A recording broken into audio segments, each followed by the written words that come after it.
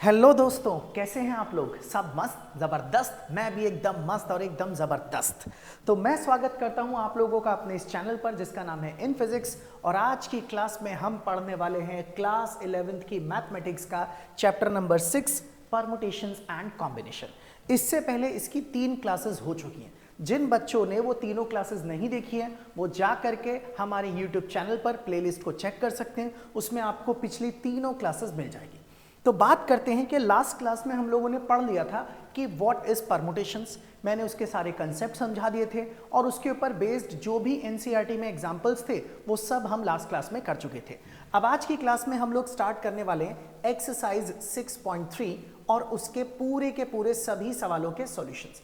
तो चलिए शुरुआत करते हैं एक्सरसाइज 6.3 के सॉल्यूशंस को। इससे पहले एग्जांपल्स मैंने करवा दिए थे। मैंने होमवर्क में भी कुछ क्वेश्चंस दिए थे कि आप इसे एक बार ट्राई करना, और बाकी जिनसे नहीं हुए वो सब लोग यहां पर ध्यान से देखिएगा।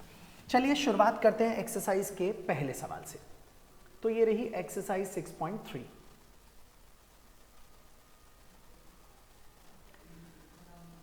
तो फर्स्ट क्वेश्चन ये रहा आपके सामने।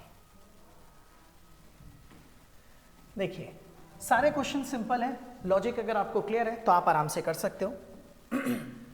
और पहले ही बता दो भाई, इसके अंदर ना मल्टीप्लाई, डिवाइड, प्लस माइनस छोटी मोटी कैलकुलेशन होगी वो मैं ऐसे ही कर दूंगा, लेकिन अगर बड़ी कैलकुलेशन होगी तो वो आप खुद करना, क्योंकि मैं वो बड़ी कैलकुलेशन करके अपना टाइम नहीं खराब करना चाहता, नहीं चाहता कि वीडियो का लेंथ ज़्यादा बढ़ा। तो जैसे बड़ी कैलकुलेशन आएगी मैं उनका डायरेक्ट रिजल्ट देख करके लिख दूंगा, आप घर पर उन कैलकुलेशन को खुद कीजिएगा। तो यहाँ से शुरुआत करते हैं सबसे पहले सवाल के सॉल्यूशन से। फर्स्ट क्वेश्चन में लिखा है हाउ मेनी 3 डिजिट नंबर्स, आप कितने 3 डिजिट वाले नंबर्स बना सकते हैं, कैन बी फॉर्म्ड, बनाए जा सकते हैं by using the digit 1 to 9 if no digit is repeated. आप 1 से लेकर के 9 तक की सभी डिजिट का इस्तेमाल करके 3 डिजिट वाले कितने नंबर्स बना सकते हैं। ध्यान रखें एक भी डिजिट रिपीट नहीं होनी चाहिए।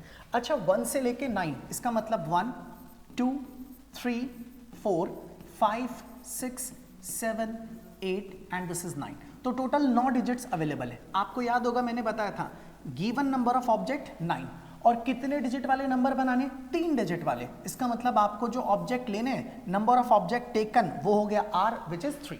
तो अब आप यहां चाहे तो लिख सकते हैं required number of 3 digit numbers, 3 digit numbers, और वो कितने होंगे वो आपको पता है, दैट इज NPR। n आपके पास कितना है 9, p और r की वैल्यू कितनी है 3। बस यही आपका आंसर। आप इसे सॉल्व कर लीजिए। 9p3 को आप लिखेंगे तो इसे लिख सकते हैं 9 फैक्टोरियल, नीचे लिखेंगे 9 माइनस 3 का फैक्टोरियल, ऊपर रहेगा 9 फैक्टोरियल एज इट इज, और 9 माइनस 3 करेंगे तो 6 factorial.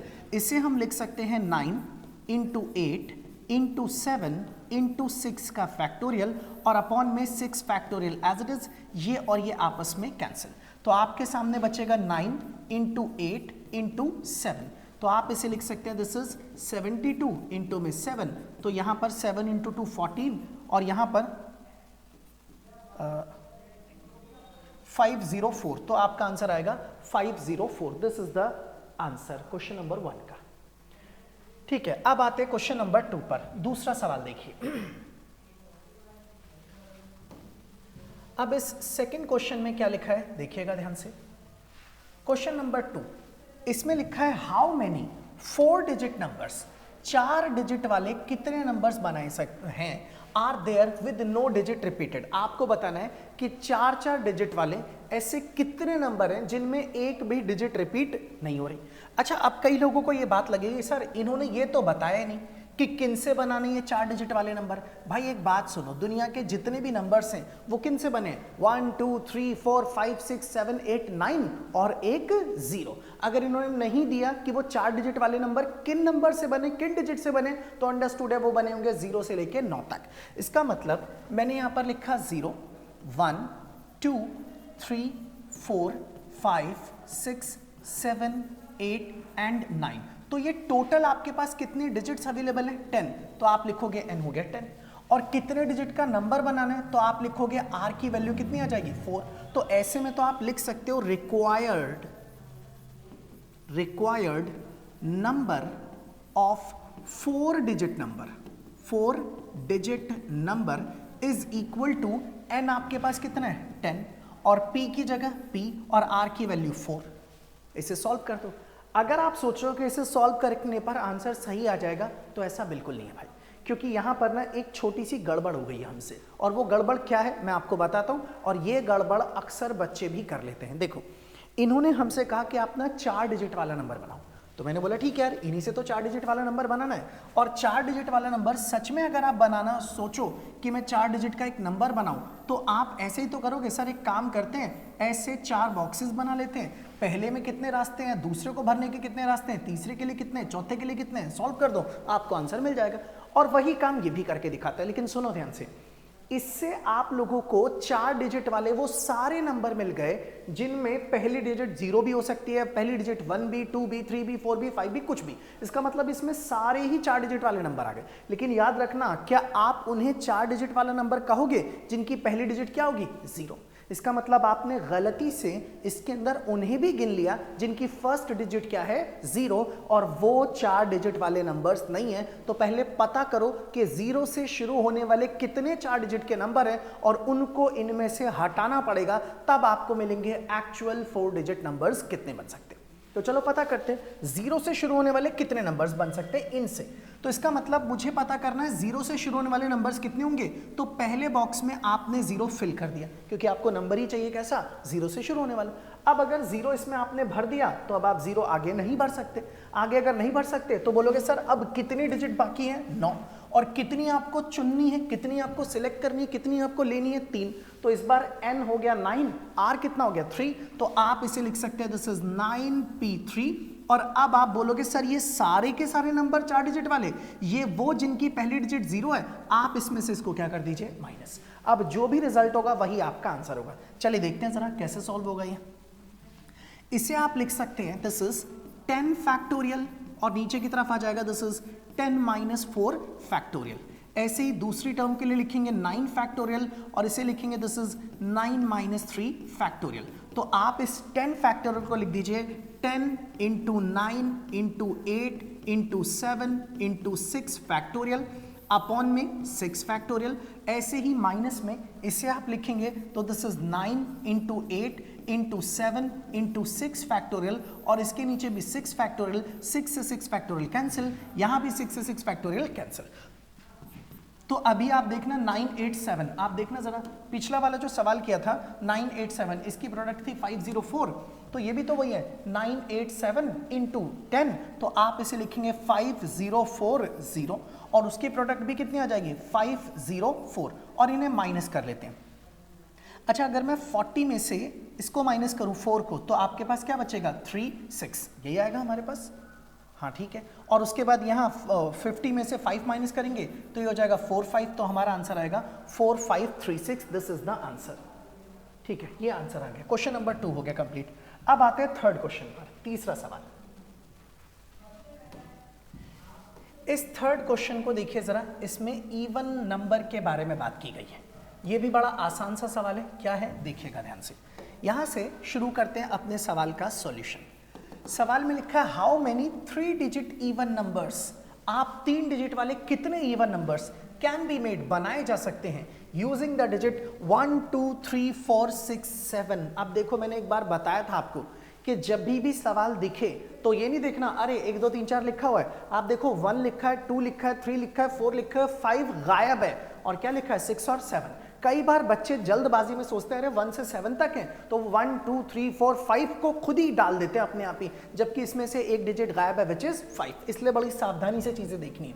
If no digit is repeated, एक भी डिजिट रिपीट नहीं होनी चाहिए, तो 1 2 3 4 5 नहीं है, 6 और यहां पर 7। हमसे बोला है 3 डिजिट वाले इवन नंबर्स आप कितने बना सकते हैं, इनका इस्तेमाल करके एक भी डिजिट को रिपीट मत कीजिएगा, ऐसा लिखा है। चलिए करते हैं इस सवाल को भी सॉल्व। देखिए ध्यान से।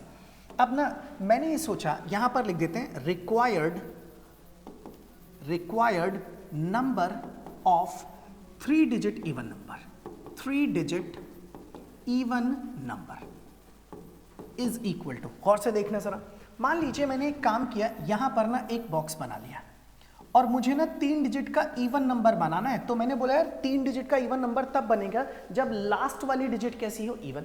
और इसमें इवन कौन कौन है, एक तो 2 है इवन, और एक 4 है, और कौन है 6। इसका मतलब इस आखिरी वाले बॉक्स में मैं जो नंबर भर सकता हूं वो कितने, 3, यानी कि या तो 2 या 4 या फिर 6, इनके अलावा और कोई नंबर आप नहीं भर सकते। अच्छा, रिपीटेशन अलाउड नहीं है, मतलब इनमें से कोई एक अगर आपने भर दिया तो अब वो नंबर दोबारा आप इस्तेमाल नहीं करोगे।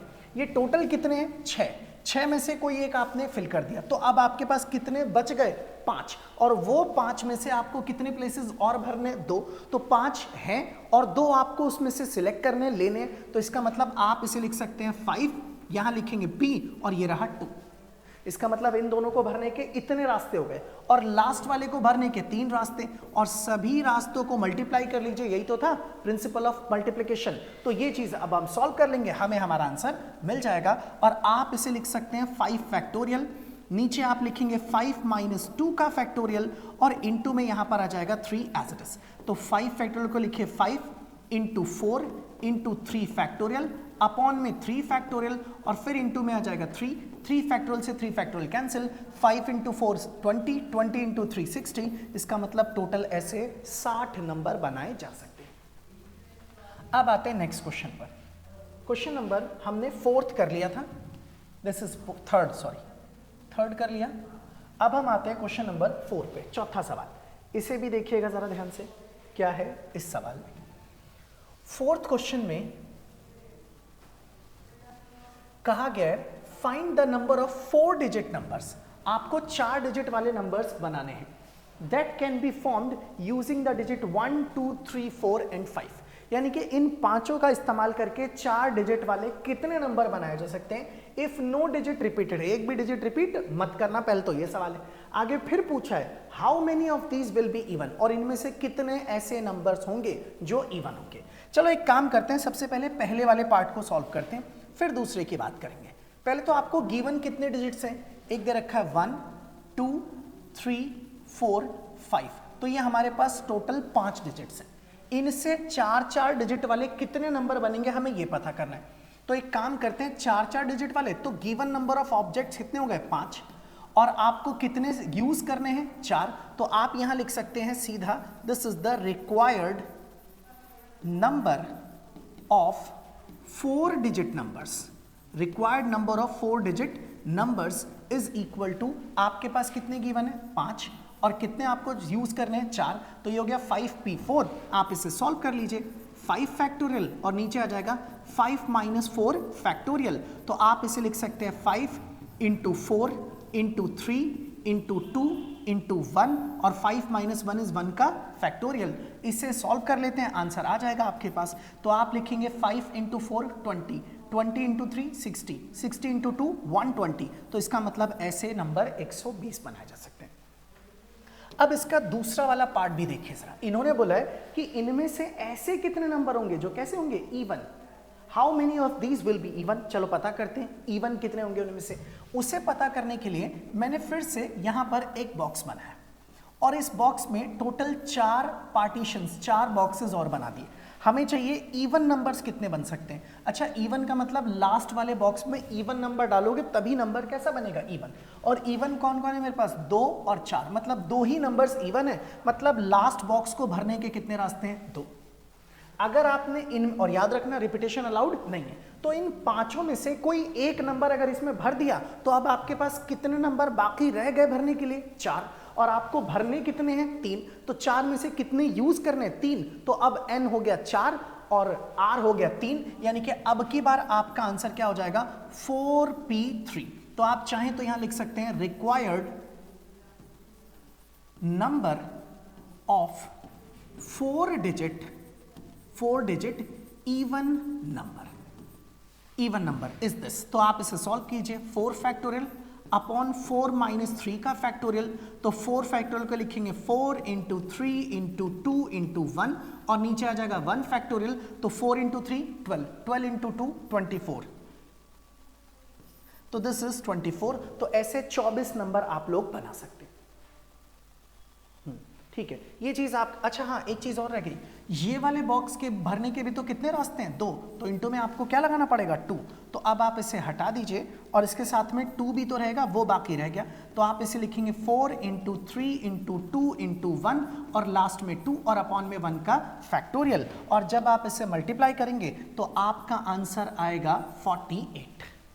2 इंटू 2 4, 4 इंटू 4 16, 16 इंटू 3 इज 48, तो दिस इज द आंसर। अब आते हैं अगले सवाल पर। क्वेश्चन नंबर 4 के बाद अब आते हैं क्वेश्चन नंबर 5 पर, 5वां सवाल। 5th क्वेश्चन में क्या लिखा है देखिए ध्यान से, यहां से सॉल्यूशन स्टार्ट करते हैं। From a committee of 8 person, 8 लोगों की एक कमेटी है, मतलब 8 लोग हैं कमेटी में।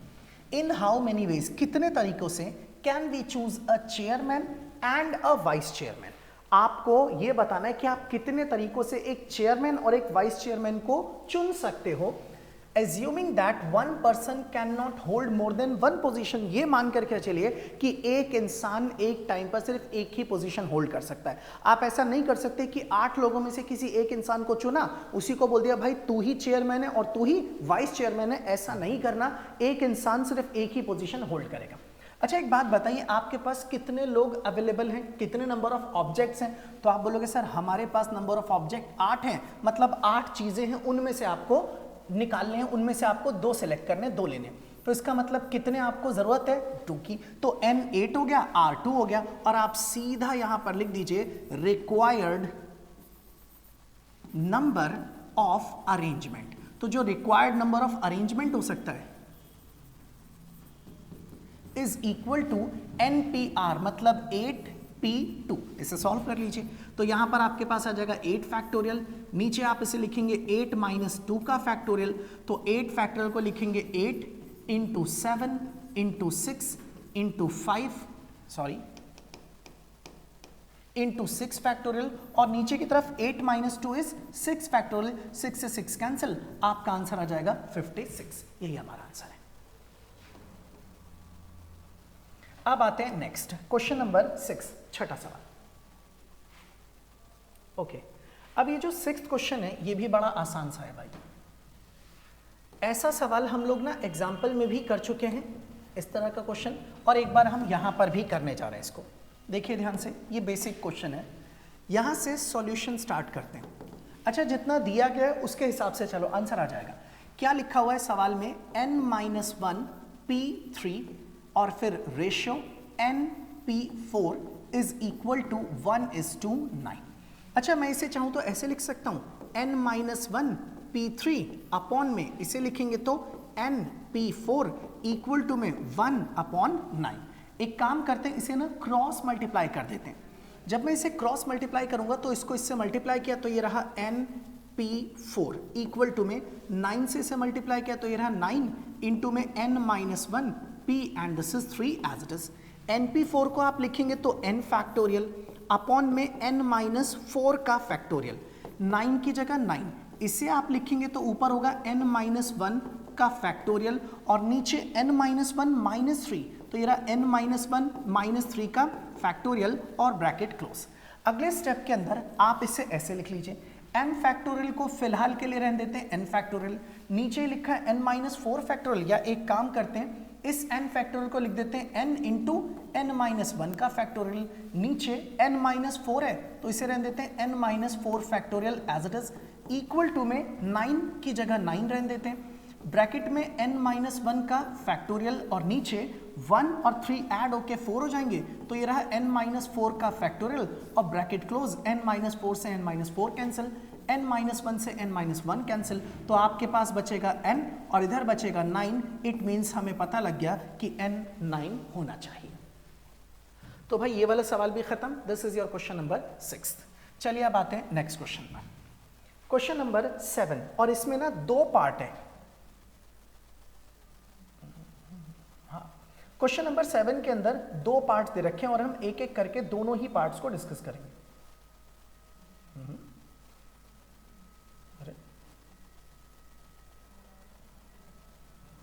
ब्लू ब्लू खेल रहा है, तो नहीं करना रिकॉग्नाइज भाई। हाँ अब ठीक है। अब देखिए क्वेश्चन नंबर हमने किया था 6th, अब हम आते हैं क्वेश्चन नंबर 7 पर। 2 पार्ट्स हैं, एक एक करके दोनों को ही डिस्कस करना शुरू करते हैं। चलिए सबसे पहले ना मैं इसका फर्स्ट पार्ट डिस्कस कर रहा हूँ। यहाँ लिख रहे हैं सॉल्यूशन, और सॉल्यूशन में इसका फर्स्ट पार्ट। तो फर्स्ट पार्ट में आपको क्या दिया गया है, 5pr इज इक्वल टू में 2, और यहाँ पर लिखा है दिस इज 2, और 6pr माइनस 1, और आपको r फाइंड करना है। चलिए देखते हैं कैसे होगा। ये जो 5pr है इसे आप लिखिए 5 फैक्टोरियल, नीचे आप लिखेंगे 5 माइनस r का फैक्टोरियल, फिर इक्वल टू में 2 की जगह 2, और यहाँ पर 6 फैक्टोरियल, और नीचे लिखा हुआ है this is 6 minus r minus 1, इसका भी फैक्टोरियल और ब्रैकेट क्लोज। इसके नेक्स्ट स्टेप पर आप लिख सकते हैं 5 फैक्टोरियल का 5 फैक्टोरियल रहने दीजिए, इसे आप रहने दीजिए फिलहाल के लिए 5 माइनस r का फैक्टोरियल एज इट इज, जैसा ये है वैसे ही रहने देते हैं। इक्वल टू में 2 की जगह 2, आप इस 6 फैक्टोरियल को लिखेंगे 6 इंटू 5 का फैक्टोरियल, और नीचे 6 माइनस r और माइनस माइनस प्लस 1, तो ये हो जाएगा 7 माइनस r का फैक्टोरियल, और यहाँ 5 फैक्टोरियल से 5 फैक्टोरियल कैंसिल। अब एक काम करते हैं, इसे ना क्रॉस मल्टीप्लाई कर देते हैं। जब मैं इसे क्रॉस मल्टीप्लाई करूंगा इस तरफ, तो मैं इसे लिख सकता हूँ 7 माइनस r का फैक्टोरियल, तो मैं इसे लिख देता हूँ 7 माइनस r फैक्टोरियल, और इक्वल टू में 6 इंटू 2 क्या हो जाएगा 12, और ये क्रॉस मल्टीप्लाई होगा तो आप इसे लिख सकते हैं 5 minus r factorial. 7 minus r को लिखेंगे 7 माइनस r, उसके बाद इसे लिख सकते हैं 6 माइनस r, फिर उसके बाद लिखेंगे 5 माइनस r फैक्टोरियल, और इक्वल टू में 12 ब्रैकेट में 5 माइनस r का फैक्टोरियल, और ये आपस में कैंसिल। तो बाकी का हिस्सा जो बचा उसे सिंप्लीफाई करते हैं, देखते हैं जरा क्या रिजल्ट आता है यहाँ पर। तो मैं इसे पहले लिख देता हूँ ठीक से। ये मैंने लिख दिया 7 माइनस r, और ब्रैकेट में ये रहा मेरे पास 6 माइनस r, और इक्वल टू में बचेगा 12। अब हम इसे यहाँ पर मल्टीप्लाई करना स्टार्ट करते हैं और देखते हैं क्या रिजल्ट आता है हमारे सामने। देखिए 7 इंटू 6, तो ये आपके पास हो गया 42। 7 को r से मल्टीप्लाई किया तो this is minus 7r, minus r को 6 से मल्टीप्लाई किया माइनस का 6r, और माइनस r और माइनस r दोनों मिलकर के हो गए प्लस r का स्क्वायर। इक्वल टू में 12 था, वो 12 बराबर के इस साइड ले आए, तो इक्वल टू में क्या बचेगा 0। अब आप इसे लिख सकते हैं, पहले क्या है r स्क्वायर, ये रहा r स्क्वायर, 7r और 6r ये मिलकर के बन गए माइनस का 13r, और 42 में से 12 माइनस करेंगे तो आपके पास बचेगा 30 और इक्वल टू 0, तो ये बन गई एक क्वाड्रेटिक इक्वेशन। चलिए अब इसको फैक्टराइज करते हैं। R square as it is, ये हो जाएगा माइनस का 3r माइनस 10r और प्लस में 30 इक्वल टू में 0। आप यहाँ से r कॉमन लेंगे तो बचेगा r माइनस 3, 10 कॉमन लेंगे तो आ जाएगा r माइनस 3 और इक्वल टू में 0। आप इस पूरे में से r माइनस 3 कॉमन ले लीजिए, आपके पास बचेगा r माइनस 3 r माइनस 10 बराबर में 0, और इसके नेक्स्ट स्टेप में आप लिख सकते हैं r minus 3 is equal to 0 और r माइनस 10 इक्वल टू में 0, और यहाँ से r आ गया आपके लिए 3 और एक r आ गया आपके पास 10, यानी कि हमारे पास r की दो वैल्यूज आ गई। लेकिन ध्यान रखना कौन सी सही है ये पहचानना जरूरी है। आप सबको पता है कि हमने इस फॉर्मूले में ये पढ़ा था कि हमेशा r की वैल्यू n से छोटी या बराबर होनी चाहिए, n से बड़ा नहीं हो सकता r। यहाँ n 5 है और यहाँ पर n कितना है 6, और जब आप यहाँ देखेंगे ना तो 5 और 6, ये जो r 10 है वो 5 और 6 दोनों से बड़ा है, इसका मतलब r की वैल्यू 10 नहीं हो सकती, ये होगी क्योंकि ये 5 और 6 से कैसा है छोटा। चलिए अब आते हैं नेक्स्ट क्वेश्चन पर। 7th का एक पार्ट मैंने आपको करा दिया, अब आता है हमारे पास इसी क्वेश्चन नंबर 7 का सेकंड वाला पार्ट। अब हम इसको भी डिस्कस करते हैं। Question number 7 part second. देखिए अब जरा, अब मैं इसके सेकंड पार्ट को डिस्कस कर रहा हूं, ध्यान दीजिएगा सब लोग। यहां से शुरू करते हैं इसका सॉल्यूशन और इसका पार्ट नंबर सेकंड। तो सेकंड पार्ट में क्या लिखा है देखिए, इस बार आपको दिया गया p 5pr इक्वल टू में लिखा है दिस इज 6pr माइनस 1। अब आप इसे लिखना शुरू कीजिए, इसे लिखेंगे 5 फैक्टोरियल, नीचे आ जाएगा 5 माइनस r का factorial as it is equal to में 6 फैक्टोरियल, और नीचे आप इसे लिखेंगे 6 माइनस r माइनस 1, इसका भी फैक्टोरियल एज इट इज। अब आप इसे सिंप्लीफाई कीजिए, 5 फैक्टोरियल की जगह 5 फैक्टोरियल, इसे आप लिखेंगे 5 माइनस r का फैक्टोरियल एज इट इज रहने दीजिए जैसा ये है, और उसके बाद आप इस 6 फैक्टोरियल को लिखेंगे 6 इंटू 5 का फैक्टोरियल, और अगर ये माइनस अंदर मल्टीप्लाई होगा तो 6 और 1 7 माइनस आर का फैक्टोरियल, और यहाँ 5 फैक्टोरियल से 5 फैक्टोरियल कैंसिल। अगले स्टेप में मैं इसे क्रॉस मल्टीप्लाई कर लेता हूँ। जब आप इसको क्रॉस मल्टीप्लाई करेंगे तो ये बन जाएगा 7 minus r factorial equal to में आ जाएगा 6 और ब्रैकेट में हो जाएगा 5 माइनस आर का फैक्टोरियल। अच्छा 7 माइनस आर को आप लिख सकते हैं 7 माइनस आर, फिर 6 माइनस आर, फिर 5 माइनस आर फैक्टोरियल और इक्वल टू में 6 ब्रैकेट में 5 माइनस आर का फैक्टोरियल। ये टर्म और ये टर्म आपस में कैंसिल। अब आप इसे मल्टीप्लाई करना स्टार्ट कीजिए। चलिए हम इधर की तरफ इसमें मल्टीप्लिकेशन स्टार्ट करते हैं। 7 इंटू 6 ये क्या हो गया 42, फिर 7 into R this is minus 7 R, फिर minus R into 6 this is minus 6 R, और minus R this is plus R का स्क्वायर, और इक्वल टू में बचेगा 6 तो ये रहा इक्वल टू 6। तो आप इसे लिख सकते हैं 42 एज इट इज माइनस 6 और 7 13 आर प्लस आर का स्क्वायर माइनस 6 बराबर 0। तो फाइनली मैं इसे लिख सकता हूं आर स्क्वायर, और माइनस में आ गया 13 आर, और 42 में से आपको 6 माइनस करना है, तो 42 माइनस 6 करेंगे तो ये आपके पास बचेगा 36 और इक्वल टू में आ जाएगा 0। तो बन गई क्वाड्रेटिक इक्वेशन। चलो फैक्टराइज करते हैं। आर स्क्वायर का आर स्क्वायर 9r माइनस में 4r प्लस में 36 बराबर में 0। तो आप इसमें से r कॉमन लेंगे तो ये बचेगा r माइनस में 9, 4 कॉमन लेंगे तो यहां भी बचेगा r माइनस 9 इक्वल टू 0, और इस पूरे में से r माइनस 9 कॉमन आ जाएगा तो यहां पर बचेगा r minus 4 equal to 0। It means r minus 9 is equal to 0, r minus 4 is equal to 0, और यहां से r आ गया 9 और दूसरा r आ गया 4। अब आपको चेक करना है कौन सा सही है और कौन सा गलत। तो सबको पता है r जो है वो हमेशा n से छोटा या बराबर होना चाहिए। यहाँ n की वैल्यू 5 और 6 है, इसका मतलब r must be less than 6 5, इनमें से कम होना चाहिए, 5 या 5 से कम। तो आप देखेंगे ये r जो 9 दे रखा है ये 5 से 6 से बड़ा है, इसलिए r is equal to 4 is the correct answer. तो यहां तक ये रहा आपका सवाल। तो ये वाला क्वेश्चन भी हो गया complete. This is your question number 7 का सेकेंड पार्ट। अब आते हैं अगले सवाल पर। अब हम आते हैं क्वेश्चन नंबर 7 के बाद क्वेश्चन नंबर 8, 8वें सवाल पर। अब इस 8th क्वेश्चन में क्या लिखा है देखिए ध्यान से। सवाल में लिखा है कि हाउ मेनी वर्ड्स, कितने शब्द विद और विदाउट मीनिंग, चाहे उनका मतलब हो चाहे मतलब ना हो, कैन बी फॉर्म्ड, बनाए जा सकते हैं using all the letter of the word equation. कह रहे भैया इसका इस्तेमाल करके कितने वर्ड आप बना सकते हो, चाहे उनका मीनिंग हो चाहे उसका मीनिंग ना हो, कोई फर्क नहीं पड़ता। Using each letter exactly once, हर लेटर को खाली एक ही बार इस्तेमाल करना है, मतलब रिपीटेशन इज नॉट अलाउड। तो चलो सबसे पहले लिख लेते हैं दिया क्या गया। EQUATION equation. यहां लिखेंगे 1 2 3 4 5 6 7 8, तो ये 8 है। और याद रखना कई बार कई बच्चे सोचते हैं कि अरे मैंने इक्वेशन देख लिया, यहाँ पे लिखा हुआ है, मुझे तो इक्वेशन की स्पेलिंग आती है, सॉल्यूशन में अपने आप ही इक्वेशन की स्पेलिंग लिख लेते हैं। याद रखना आप ये सवाल कर रहे हैं, कोई भी टीचर एक भी स्पेलिंग रिपीट कर सकता है, कोई एक लेटर उसमें से हटा सकता है।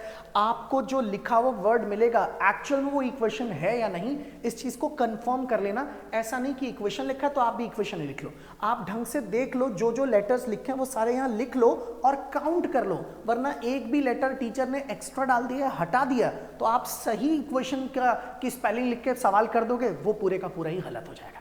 तो इसलिए ध्यान देना जरा। अब यार सुनो ध्यान से, आपसे पूछा कितने वर्ड्स बनाए जा सकते हैं, तो आप यहां लिख दीजिए required number of words equal to, अब देखो 8 हैं, 8 ही इस्तेमाल करने, तो या तो आप इसे लिख दो 8p8, या फिर मैंने इसका डायरेक्ट तरीका बताया था, सीधा क्या लिखो 8 फैक्टोरियल। अच्छा कोई इनमें रिपीट तो नहीं हो रहा जो हटाना पड़ेगा आपको, EQUATION, नहीं जी कोई रिपीट नहीं हो रहा। तो अब आपको इस 8 फैक्टोरियल को सॉल्व करना पड़ेगा, और इसे आप लिखेंगे 8 फैक्टोरियल को 8 into 7 into 6 into 5 into 4 into 3 into 2 और इंटू 1। और भैया इतनी बड़ी मल्टीप्लिकेशन मैं नहीं करने वाला, तो मैं इसका आंसर ना डायरेक्टली लिख देता हूं देख करके कि क्या है, क्योंकि इसमें ज़्यादा टाइम ना खराब हो और मैंने इसका आंसर पहले ही लिख लिया था 40320, तो इसका आंसर आएगा 40320, ये इसका आंसर आएगा। आप मल्टीप्लिकेशन करके खुद इसको वेरीफाई कर लीजिएगा। चलिए शुरुआत करते हैं अगले सवाल की, क्वेश्चन नंबर 9। अब भैया ये जो 9, 10, 11 है ना, ये तीनों सवाल बड़े इंपॉर्टेंट हैं और आपको थोड़ा अच्छे से समझना होगा इन क्वेश्चंस को। 9th में तो 3 पार्ट्स दे रखे हैं, एक एक करके तीनों पार्ट्स को डिस्कस करेंगे। ये एक इंपॉर्टेंट सवाल है, ध्यान से देखिएगा सब लोग, सुनिए। क्वेश्चन नंबर 9 का सॉल्यूशन, पहले सवाल पढ़ते हैं क्या लिखा है। हाउ मेनी वर्ड्स विद और विदाउट मीनिंग, कितने शब्द बनाए जा सकते हैं जिनका मीनिंग हो या फिर ना हो, कैन बी फॉर्म, बनाए जा सकते हैं from the letter of the word Monday. Monday letter, Monday के जितने लेटर्स हैं सबका इस्तेमाल करके। Assuming that no letter is repeated, एक भी शब्द रिपीट नहीं करना। पहला सवाल, if 4 letters are used at a time, अगर आप 4 लेटर यूज करते हैं तब। चलो एक काम करते हैं, पहले मैं जो दिया गया वो लिख देता हूं MONDAY, तो आप लिखेंगे 1 2 3 4 5 6, मतलब 6 लेटर्स आपको गिवन है। इनमें से 4 का इस्तेमाल करके आप कितने वर्ड्स बना सकते हैं, तो अब मैं लिख देता हूं रिक्वायर्ड नंबर ऑफ वर्ड्स। आप कितने वर्ड्स बना सकते हैं वो हो जाएगा, टोटल कितने आपके पास 6, कितने आपको यूज करने 4, तो 6 पे 4 हो गया। अब आप इसे लिखना चाहें तो लिख दीजिए 6 फैक्टोरियल, नीचे आप लिखेंगे 6 - 4 का फैक्टोरियल, इसे आप लिखेंगे 6 फैक्टोरियल अपॉन में 2 फैक्टोरियल। इसे सॉल्व कीजिए, 6 × 5, 6 × 5 × 4 × 3 × 2 फैक्टोरियल अपॉन में 2 फैक्टोरियल, और 2 से 2 क्या हो गया, कैंसिल। तो 6 × 5 और फिर ये 30 हो गया, 30 × 2, 30 × 4 120, 120 × 2 दैट इज 360, तो ये आ जाएगा 360। यस 360 आएगा इसका आंसर। ये एक पार्ट आपका खत्म हो गया। अब आते हैं दूसरे वाले पर। All the letters are used at a time, कह रहे भैया सारे लेटर इस्तेमाल करने हो तब क्या होगा। तो एक बात बताइए, अगर आपको सारे ही लेटर इस्तेमाल करने हैं तो अब यहां पर मैं कलर चेंज करके लिख देता हूं number 2, all letters are used at a time. तो ऐसे में आपके कितने वर्ड्स बनेंगे, रिक्वायर्ड नंबर ऑफ वर्ड्स, कितने नंबर ऑफ वर्ड्स आप बना सकते हैं। अब हमें वो देखने हैं। अच्छा टोटल कितने, 6, और 6 के 6 ही इस्तेमाल करने हैं, तो भैया आपका उत्तर हो गया 6 फैक्टोरियल। बस 6 हैं, 6 के 6 यूज करने हैं, या तो 6 भी 6 लिखो। अच्छा 6 फैक्टोरियल का मतलब हो गया 6 × 5 × 4 × 3 × 2 × 1। आप देखना जरा 6 5 4 3, इसका आंसर तो 360 यार था। 6 5 4 3, इसका आंसर 360 है। तो एक काम करते हैं 360 फिर इंटू में 2, तो मेरा आंसर कितना आएगा 720, मतलब 720 ऐसे वर्ड्स बनाए जा सकते हैं भाई। अब आते हैं नेक्स्ट, इसका तीसरा वाला पार्ट। ये देखिए ध्यान से क्या लिखा है थर्ड पार्ट में, इस पे जरा गौर कीजिएगा सब लोग, सुनो। All letters are used but first letter is a vowel, कह रहे भैया सारे लेटर इस्तेमाल करो मगर पहला शब्द ना वॉवेल होना चाहिए।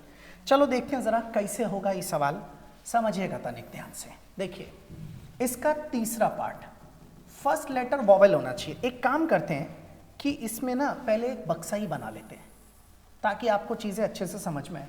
कितने हैं ये 6, तो 6 भरने के लिए 1 2 3 4 5 और एक ये 6, तो 1 2 3 4 5 6। मैंने सोचा चलो इन 6 के 6 बक्सों को भर देते हैं तो 6 लेटर वाला वर्ड बन जाएगा आराम से। लेकिन शर्त क्या रखी गई है कि पहला लेटर ना वॉवेल होना चाहिए। अब देखना जरा वॉवेल्स हैं कौन कौन से इसमें से, एक ये ओ है वॉवेल और ए है। तो आप बोलोगे सर पहले बॉक्स को भरने के लिए मेरे पास कितने रास्ते हैं, 2, क्योंकि इनमें मैं ओ और ए इनके अलावा कोई और नहीं भर सकता। और सवाल में लिखा है आप रिपीट नहीं कर सकते, तो कोई एक अगर आपने इसमें भर लिया अब उन्हें दोबारा नहीं भर सकते। मतलब अगर ये टोटल 6 लेटर्स दे रखे थे, एक आपने यूज कर लिया, तो अब आपके पास कितने बच गए, 5। कितने बचे, 5। और 5 में से पांचों बॉक्स आपको भरने, तो 5 में से अगर पांचों ही भरने तो आपका आंसर क्या होगा, 5 फैक्टोरियल। लेकिन यार ये इन पांचों को भरने के लिए 5 फैक्टोरियल है, पहले बॉक्स को भरने के कितने रास्ते, 2, तो इनटू में आपको यहां पर क्या लिखना पड़ेगा, दैट इज 2। तो अब आप इसे सॉल्व कर लीजिए।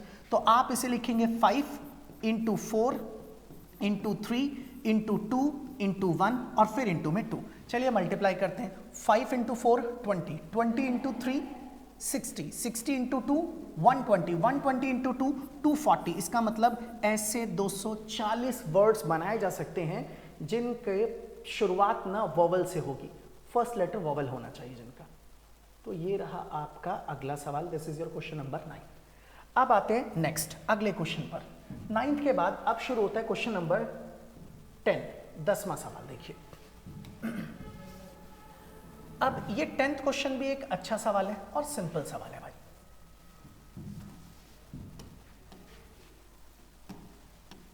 क्वेश्चन नंबर 10 सॉल्यूशन, ये भी एक इंपॉर्टेंट क्वेश्चन है भाई। In how many of the distinct permutations of the letter in Mississippi do the 4 I's not come together. ये कह रहे हैं कि अगर आप इस वर्ड मिसिसिपी की सारी परमुटेशंस, सारी अरेंजमेंट बनाओ तो उनमें से ऐसी कितनी अरेंजमेंट होगी जिनमें ये आई एक साथ ना आए, ये हमें बताना है। चलो देखते हैं भाई कैसे होगा। चलो सबसे पहले ना मिसिसिपी लिख देते हैं,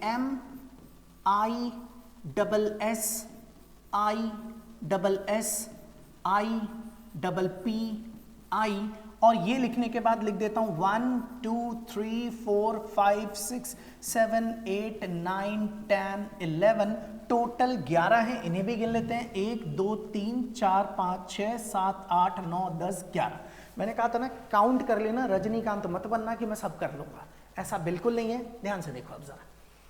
अब ना हमें बोला है ऐसी कितनी परमुटेशंस होंगी जिनमें ना सारे आईज एक साथ ना आए। तो यहां लिख देते हैं रिक्वायर्ड नंबर ऑफ परमुटेशंस। और अब हम इसे यहां पर लिखने जा रहे हैं। एक काम करते हैं, सबसे पहले पता करते हैं कि टोटल कितने वर्ड्स बनाए जा सकते हैं। तो आप बोलोगे सर ये तो 11 हैं, 11 के 11 इस्तेमाल करने हैं, तो आप नंबर ऑफ वर्ड जो बनाएंगे वो कितने होंगे, 11 फैक्टोरियल। लेकिन जो रिपीट हो रहे हैं उन्हें हटाइए। कौन कौन रिपीट हो रहा है, आई 1 बार 2 बार 3 बार 4 बार, तो मैंने रिपीटेशन हटाने के लिए 4 फैक्टोरियल से डिवाइड किया। एस 1 बार 2 बार 3 बार 4 बार, एस भी 4 बार रिपीट हो रहा है तो 4 factorial. I S P 2 bar repeat हो रहा है तो ये 2 फैक्टोरियल। तो आप बोलोगे सर ये हो गए टोटल कितने वर्ड बन सकते हैं। अच्छा, इनके अंदर वो लेटर्स भी हैं, वो वर्ड्स भी हैं जिनमें आई साथ में आ रहा है, वो भी हैं जिनमें आई साथ में नहीं आ रहा। एक काम करते हैं, इनमें से उन्हें घटा देते हैं जिनमें आई कैसे आ रहा है, साथ में। अगर मैं उनको हटा दूंगा जिनमें आई इकट्ठा एक साथ हैं, तो टोटल में से उन्हें माइनस कर दिया जिनमें आई एक साथ आ रहे, तो जो बचेंगे वो अपने आप ही वो बच जाएंगे जिनमें आई एक साथ नहीं आ रहा। वही हमारे सवाल का जवाब है। तो चलो पहले पता करो कि कितने ऐसे लेटर्स हैं जिनमें आई इकट्ठा आ रहा है, और उसके लिए मैं यहाँ साइड में एक बक्सा बना देता हूँ इस तरीके से, और इसके अंदर टोटल 11 छोटे पार्ट्स बना लेते हैं, छोटे बक्से। तो ये रहा 1, फिर यहाँ पर 2, फिर यहाँ पर 3, फिर यहाँ 4, या एक काम करते हैं इसकी ज़रूरत ही नहीं, छोड़ो, हम ऐसे ही कर लेते हैं इसको। ये जो है ना सब में आई एक साथ आए इसकी बात कर रहे हैं, तो मैं इसको ऐसे लिख देता हूँ आई, फिर आई, फिर आई, फिर आई, चारों आई इकट्ठा कर लिए। फिर कौन बचा आपके पास, एम, फिर बचे क्या, एस, फिर दोबारा एस, फिर 2 एस, ये रहे एस, फिर एस, फिर उसके बाद 2 पी, तो आप लिखेंगे पी और पी। अब मैंने क्या किया, पता करता हूं कि ऐसे कितने वर्ड्स हैं जिनमें आई इकट्ठा आ रहे हैं। ये लो जी, मैंने सारे इकट्ठे कर लिए। अच्छा, टोटल 11 है, काउंट करो 1 2 3 4 5 6 7 8 9 10 11। गलती नहीं होनी चाहिए, काउंट कर लिए, हाँ ठीक है, मैंने कुछ भी मिस नहीं किया। अब आप इसे एक वर्ड मान लो और लिख दो 1, फिर ये 2, फिर ये 3, फिर ये 4, फिर ये 5 6 7 8। आप बोलोगे सर ये 8 है ना, इन 8 को अरेंज करने के कितने रास्ते होंगे, 8 फैक्टोरियल। लेकिन याद रखना इनमें जो रिपीट हो रहे हैं वो हटाइए। कौन कौन इसमें से रिपीट हो रहे हैं, एस कितनी बार रिपीट हो रहा है, 4 बार, तो डिवाइड करोगे 4 फैक्टोरियल से। पी कितनी बार रिपीट हो रहा है, 2 बार, तो डिवाइड करोगे 2 फैक्टोरियल से। और इसे तो आपने एक ही वर्ड माना हुआ है, तो इसलिए वो एक ही रहेगा। बस अब आप इसको सॉल्व कर दीजिए, आपको आपका आंसर मिल जाएगा, यही आपका रिजल्ट है। अच्छा, कई बच्चों के मन में एक सवाल आएगा, सर इनकी भी तो अपनी अरेंजमेंट होगी, आप तो हर सवाल में बोलते थे भैया इनकी अपनी अरेंजमेंट होंगी, लेकिन क्या पहला आई लास्ट में चला जाए, लास्ट वाला पहले आ जाए, क्या कुछ नया वर्ड बनेगा, नहीं, सब कुछ सेम रहेगा। इसलिए सारे एक जैसे हैं, इसलिए इनकी अरेंजमेंट आपको काउंट करने की जरूरत नहीं है। फिर भी अगर आपको कुड़बुड़ कुड़बुड़ कर रहा है कि नहीं करो, तो आप क्या करोगे, आप बोलोगे सर ये हैं कितने, 1 2 3 4, तो आप चारों को काउंट करोगे। इनको अरेंज करने के कितने तरीके, 4 फैक्टोरियल। लेकिन जो रिपीट हो रहे हैं उन्हें हटाओ, कितने रिपीट हो रहे हैं जी, 4, तो फिर उनको हटाने के लिए फिर से 4 फैक्टोरियल से डिवाइड करोगे और फिर 4 से 4 कट जाएगा, आपका आंसर वैसे का वैसा ही रहेगा। तो अब जब आप इसे सॉल्व करेंगे तो आपको आपका आंसर मिल जाएगा। और ये कैलकुलेशन मैं नहीं करने वाला, मैं इसका डायरेक्टली रिजल्ट लिख देता हूँ। क्या आया था, ठीक है। आप इसे जब सॉल्व करेंगे तो आपका रिजल्ट आएगा 34650 और इसे सॉल्व करोगे तो आपका रिजल्ट आएगा 840 और जब दोनों को माइनस करोगे तो आपका रिजल्ट आएगा 33810। तो ये हमारे पास आ गया इसका आंसर। तो क्वेश्चन नंबर 10 भी कंप्लीट। अब आते हैं आखिरी सवाल पर। This is your question number 11, 11वां सवाल। ये भी एक अच्छा सवाल है, ध्यान से देखिएगा सब लोग। This is your question number 11। अब इस सवाल में क्या लिखा है गौर से देखिएगा सब लोग। सॉल्यूशन स्टार्ट कर रहे हैं इस क्वेश्चन का भी। इन हाउ मेनी वेज, कितने तरीकों से, can the letter of the word permutations, जो ये लेटर्स हैं ना वर्ड के, परम्यूटेशंस के जितने भी लेटर्स हैं जो वर्ड्स के हैं, बी अरेंज्ड, अरेंज किए जा सकते हैं इफ, अगर number 1 word start with P and and with S, मतलब पी से शुरू हो वर्ड और एस से एंड हो। ऐसे कितने वर्ड्स आप बना सकते हैं या कितने तरीकों से आप अरेंज कर सकते हैं। दूसरा सवाल, all vowels together, vowels are all together, सारे वोवेल्स इकट्ठा हो। और फिर तीसरा भी पढ़ेंगे जब करेंगे तब। अब हम जरा इसको देखते हैं।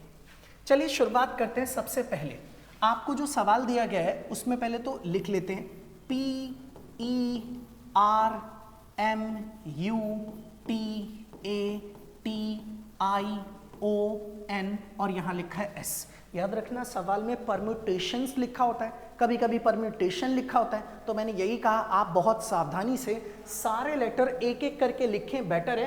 कहीं ऐसा ना हो यहाँ परम्यूटेशन लिखा हो और आप अपने आप परम्यूटेशंस ले लें, एक लेटर कम ज़्यादा ले लिया तो सवाल गलत हो जाएगा, सारी मेहनत खराब। सवाल आता भी होगा तो भी मार्क्स नहीं देंगे टीचर, क्योंकि आपने डाटा ही गलत कॉपी करा है। इसलिए ना चेक कर लेना भाई, इसमें कोई बुराई नहीं है, ठीक है। आप सुनो, पहले मैं लिख देता हूँ 1 2 3 4 5 6 7 8 9 10 11 और 12। यहाँ भी गिन लेते हैं 1 2 3 4 5 6 7 8 9 10 11 12। तो 12 के 12 ही। मैं ऐसा क्यों कर रहा हूँ, ताकि आपकी भी यही हैबिट बने, आप भी काउंट कर लो आराम से, ताकि एक भी लेटर कम ज़्यादा ना हो, इस वजह से। अब सुनिए ध्यान से यहाँ पर नेक्स्ट। अब सवाल शुरू होता है। इन्होंने बोला है word start with P and and with S. कह रहा है ऐसे कितनी परमुटेशन होंगी जिनमें वर्ड की शुरुआत पी से हो लेकिन एंडिंग किससे हो, एस से। चलिए देखते हैं जरा ऐसा कैसे हो सकता है। तो हम एक काम करते हैं, पहले इसमें 12 बॉक्सेस बना देते हैं। 1 2 3 4 5 6 7 8 9 10 11 और ये हो गया एक 12। अब यहां लिख देते हैं 1 2 3 4 5 6 7 8 9 10 11 12। अब देखिए जी क्या कहा गया है, पहला लेटर पी से शुरू होना चाहिए और लास्ट वाला लेटर क्या होना चाहिए, एस। इसका मतलब पहले बॉक्स में भरने के लिए कोई चॉइस नहीं, उसमें पी ही चाहिए। आखिरी बॉक्स में भरने के लिए कोई चॉइस नहीं है, उसमें एस ही चाहिए। तो पहले पी से शुरू हो और एस पर खत्म। अब आपने जो पी और एस एक बार भर लिया उसे दोबारा नहीं भरोगे, नहीं भर सकते क्योंकि रिपीट नहीं करना। और अगर आपको रिपीट नहीं करना, इसमें नहीं दे रखा इसलिए एक भी रिपीट नहीं कर रहा, तो अब आपके पास कितने बॉक्स बच गए भरने के लिए, 10। और कितने लेटर्स बचे आपके पास, 10। तो 10 में से 10 के 10 यूज करने। इसका मतलब अब आप चाहें तो लिख सकते हैं सीधा 10 आपके पास गिवन है और 10 के 10 यूज कर रहे हैं, तो दिस इज 10p10। 10p10 का मतलब सीधा आप इसे लिख दीजिए दिस इज 10 फैक्टोरियल। ये आ गया 10 फैक्टोरियल। लेकिन याद रखना कोई रिपीट हो रहा है तो उसे हटाइए। कौन रिपीट हो रहा है, ERMUT, हाँ टी रिपीट हो रहा है 2 बारी। और कोई रिपीट हो रहा है, नहीं कोई रिपीट नहीं हो रहा। तो 10 फैक्टोरियल अपॉन 2 फैक्टोरियल, और इसे आप लिखेंगे 10 into 9 into 8 into 7 into 6 into 5 into 4 into 3 into 2 का फैक्टोरियल, और अपॉन में भी 2 फैक्टोरियल, और 2 से 2 फैक्टोरियल कैंसिल, और इन सब को आप मल्टीप्लाई करेंगे और आपका आंसर आ जाएगा। और मैं मल्टीप्लाई नहीं करूंगा और डायरेक्टली लिख दूंगा इसको, तो मेरा आंसर आएगा 1814400। तो ये आ गया आपके पास फर्स्ट क्वेश्चन का आंसर। अब बात करते हैं इसके सेकंड वाले क्वेश्चन की, सेकंड पार्ट, उसे भी देखिएगा जरा क्या है। सेकंड पार्ट में हमें क्या लिखा हुआ है, दिया है, वो देखते हैं। कलर चेंज कर लेता हूं पहले। हाँ, अब सेकंड पार्ट में लिखा है वॉवेल्स आर ऑल टुगेदर। कह रहे भैया सारे वॉवेल्स ना हमें इकट्ठा चाहिए, तो देखते हैं जरा वॉवेल्स इकट्ठे करने हैं। तो फर्स्ट के बाद सेकंड यही करते हैं, थर्ड ना अगली स्लाइड पर करेंगे। सेकंड ऑल वॉवेल्स टुगेदर, तो चलिए इसमें से वॉवेल्स इकट्ठा करना शुरू करते हैं। कौन कौन वॉवेल है? ई, तो मैंने लिख दिया ई, उसके बाद यू, उसके बाद ए, उसके बाद आई, उसके बाद ओ, हो गए वॉवेल्स। अब जो बच गए वो सब इकट्ठा कर देते। पी, उसके बाद कौन है? आर, फिर उसके बाद एम, फिर उसके बाद टी, फिर उसके बाद टी, फिर उसके बाद एन, और फिर उसके बाद एस। गिन लो एक बारी, 12 होने चाहिए। 1 2 3 4 5 6 7 8 9 10 11 12, ठीक है, 12 के 12। हमें चाहिए सारे वॉवेल्स एक साथ। लो जी, मैंने सारे वॉवेल्स एक साथ कर दिए, ये रहे सभी के सभी वॉवेल्स। और आप इनको एक सिंगल लेटर मान लो, सिंगल वर्ड मान, एक लेटर मान लो। तो ये एक, फिर ये 2 3 4 5 6 7 8, इन सबको अरेंज करने के कितने रास्ते होंगे? 8 फैक्टोरियल। अपॉन में जो रिपीट हो रहा है उसे आपको हटाना भी तो पड़ेगा। तो मैं एक काम करता हूं, इसको ऐसे लिख देता हूं, इनको अरेंज करने के तरीके 8 फैक्टोरियल। इनमें रिपीटेशन टी का है, कितनी बार रिपीट हो रहा है? 2 बार, तो फैक्टोरियल 2 से डिवाइड कर दीजिए। उसके बाद भाई ये भी जहां पर भी होंगे इनका भी तो खुद का अरेंजमेंट होगा, इनकी भी तो परमुटेशन होगी। 1 2 3 4 5, तो ये 5 है, तो 5 फैक्टोरियल से आपको क्या करना पड़ेगा? मल्टीप्लाई। और उसके बाद आप इसे सॉल्व कर सकते हैं।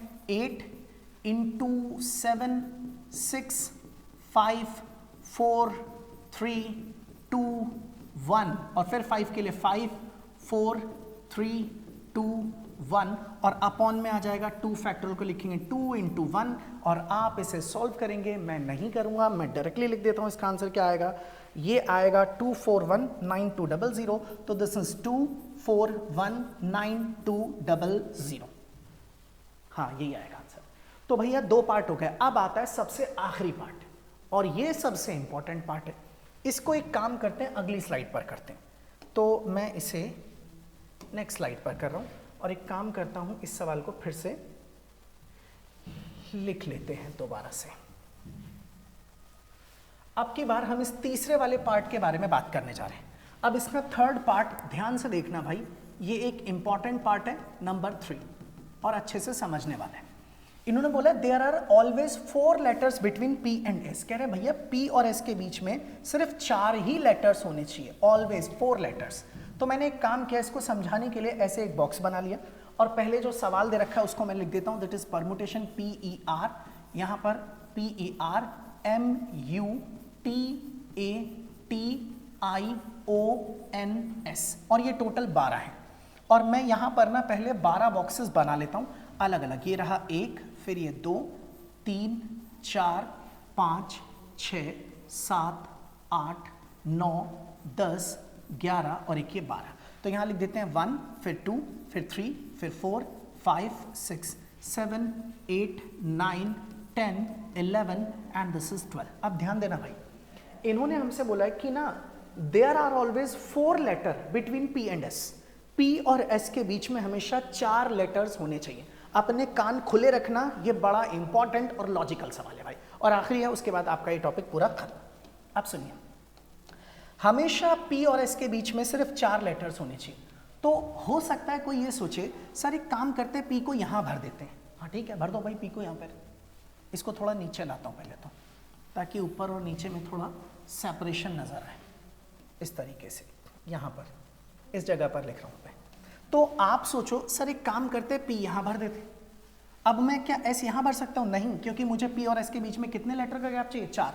तो 1 2 3 4, और फिर यहां पर बोलोगे सर यहां एस रखो, तब जाके पी और एस के बीच में कितने लेटर्स रहेंगे? 4। अच्छा, अगर मान लो कोई सोचे कि मैं पी यहां फिल कर दूं, कर सकते हो, लेकिन फिर एस यहां रखना पड़ेगा ताकि 4 का गैप बना रहे। अगर आप P यहाँ फिल करते हो तो फिर S यहाँ रखना पड़ेगा, P यहाँ फिल करते हो तो S यहाँ रखना पड़ेगा, P यहाँ फिल करते हो तो S यहाँ रखना पड़ेगा, P यहाँ फिल करते हो तो S यहाँ रखना पड़ेगा, P यहाँ फिल करते हो तो S यहाँ रखना पड़ेगा, और P यहाँ फिल करते हो तो वो फिल नहीं कर सकते क्योंकि फिर S रखने की कोई जगह नहीं है। इसका मतलब ना आप ना P को 1 2 3 4 5 6 7, मतलब आपको P फिल करने के कितने तरीके पता हैं? 7। इनके अलावा आप P और कहीं नहीं भर सकते। अच्छा, कई बार बच्चे ये सोचते हैं कि सर S को भी तो भरना है। नहीं नहीं नहीं नहीं, P और S के बीच में 4 लेटर का गैप होना चाहिए। आपने P अगर फिक्स कर दिया कि सर यहाँ P रखते हैं तो S अपने आप फिक्स हो गया, S को भरने के कोई अलग रास्ते नहीं है। इन्होंने बोला P और S के बीच में गैप होना चाहिए 4 लेटर का, तो आप जहां पे भी P भरोगे उसके बाद 4 लेटर का गैप छोड़ के क्या फिल करना है? S। तभी तो मैंने यहां तक P को रखा, इधर नहीं रख सकता P को। क्यों नहीं रख पा रहा? क्योंकि फिर इसके बाद 4 लेटर का गैप नहीं मिल रहा, S भरने की जगह ही नहीं। इसका मतलब P को भरने के कितने रास्ते हो गए? 7। या बोल दो S को भरने के 7 रास्ते हो गए। दोनों बातें बिल्कुल सेम है। लेकिन इसने किसने कहा कि P पहले ही आना चाहिए? P तो बाद में भी आ सकता है। इसका मतलब उल्टा भी तो पॉसिबल है सर, कि मान लो कोई P यहां रख दे तो S इधर हो सकता है। यानी कि अगर मैं उल्टे तरीके से चलूं तो ये भी कहा जा सकता है, मैं कलर चेंज कर लेता हूं, कि अगर मैंने P को यहां फिल किया तो 1 2 3 4 S यहाँ भर सकते हैं ताकि इनके बीच में 4 लेटर का गैप रहे। यानी कि अगर आप P यहाँ फिल करते हैं तो S यहाँ भर सकते हैं, P यहाँ फिल करते हैं तो S यहाँ भर सकते हैं, P यहाँ फिल करते हैं तो S यहाँ भर सकते हैं, P यहाँ फिल करते हैं तो S यहाँ भर सकते हैं, P यहाँ फिल करते हैं तो S यहाँ भर सकते हैं, और अगर P यहाँ फिल करते हैं तो S यहाँ फिल कर सकते हैं। यहाँ पर P नहीं फिल कर सकते क्योंकि इसके बाद 4 लेटर के बाद S रखने की जगह मौजूद नहीं है। तो इसका मतलब फिर से ये हो गया।